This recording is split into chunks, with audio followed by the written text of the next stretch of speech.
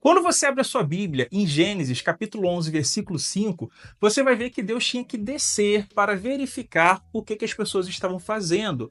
Essa é a famosa passagem da Torre de Babel.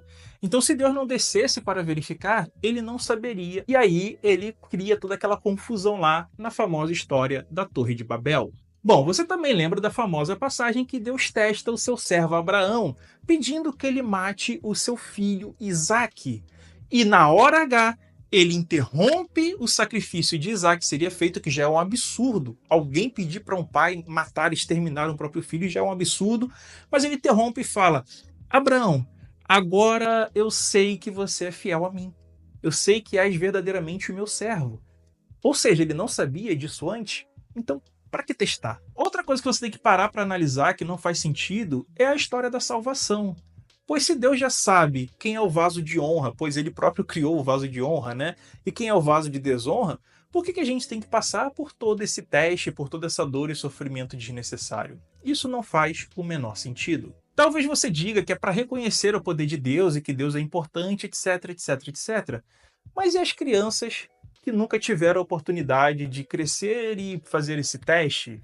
E por que pessoas mais que já estão condenadas cresceram e fizeram o teste até, sei lá, depois de 100 anos, né? Não faz sentido. Tem gente que passa décadas, a vida inteira abusando de crianças, matando os outros e estão viva. Enquanto crianças, bebês inocentes, que certamente não fariam mal a ninguém, morrem às vezes com 3 meses de idade, com 1 ano, etc. Então são coisas que não fazem sentido. Em Números 14, 11 e 12, Deus ele não sabe até quando o povo vai permanecer incrédulo. E diz até que vai matar o povo, punir o povo, destruir o povo por causa disso. Já em Isaías 5,4, Deus diz que esperava que sua vinha produzisse uvas boas, mas ela produziu uvas más, mostrando aqui novamente uma falta de conhecimento de Deus sobre certas coisas. Outra coisa que não faz sentido é Deus fazer o teste com Satanás sobre Jó, porque Deus já sabia que Jó era seu servo fiel, e mesmo assim ele o testa. O mesmo se aplica à questão do Jardim do Éden. Se Deus já sabia que o homem iria pecar, porque ele estava testando. Testando a obediência de Adão e testando a obediência de Eva. Porque ele simplesmente não pulou essa parte e já colocou os salvos no paraíso, os eleitos no paraíso, os vasos que ele preparou de antemão para a vitória, os vasos de honra, logo no paraíso, e os vasos de desonra ele nem teria feito. Porque ele não fez os vasos de desonra. Se você falar assim, não, ele tem que dar o direito das pessoas nascer. Porra nenhuma, as pessoas vão no banheiro, os homens vão no banheiro, vão ali, ficam no 5 contra 1, né? E tem milhões, trilhões de espermatozoides que são desperdiçados ali num ralo ali em coisa de 5 minutos, né?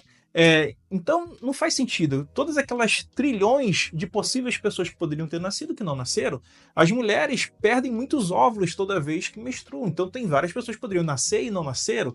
Então isso não faz muito sentido. Sem contar profecias que não se cumpriram, né? Jesus diz que o Filho do Homem voltaria antes daquela geração terminar, em Mateus 24, 34. Porém, a geração passou e não voltou. Paulo também diz em 1 Tessalonicenses que eles estariam vivos para a vinda do Senhor nas nuvens, com os anjos, com alarido, com a ressurreição dos mortos, com todo mundo sendo julgado. Né? Também não aconteceu. Jesus disse também sobre a questão de não terminarem de percorrer todas as cidades de Israel. Jesus disse que os que estavam vivos ouvindo ele pregar veriam vir o Filho do Homem julgando todo mundo, o sumo sacerdote veria. Então tem profecias também que não se cumpriram. Então fica complicado você acreditar que existe de fato uma onisciência que esteja fora daquilo que o autor do texto conhecia, daquilo que o autor inventou na narrativa. Na vida real, nada disso aconteceu. Mas se você achou bizarro essas contradições sobre a onisciência de Deus, que tal você assistir esse vídeo aqui, onde eu aponto várias contradições da Bíblia? Assista lá e me diga o que achou depois.